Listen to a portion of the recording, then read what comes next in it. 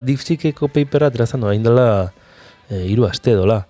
Eta justo atera zuten artikula eta izan popularidadea aukitzen Trumpek esan zuenen kriston granja gigantea nahizula OpenAI-ekin eta kriston konputazio pila nahizula erabili hori egiteko.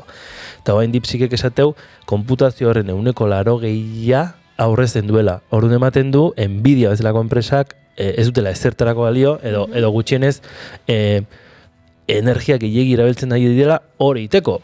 Baina ez da guztiz egia, zeren azkenean monopolio honetan, azkenean gertatzen ari da, mundu guztiari da aprobetxatzen, baina monopolioa 4 edo 5 izango dute ez. Eta horren konputazio gehiena aukatenak eukiko dute posibilitatea azkarrago egin alizateko. Gertatzen dena, etortzen da eta esaten DeepSeekek. Hemen nago, zema denbora aguantatzen du horrek, 5 egun, 6, maximo. Noiz arte. Metak ere dauka modelo libre bat, eta ez da hitz egiten, ez?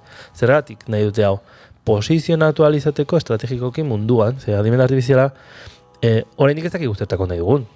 Baina mundu guztiak esate izu behar dizula.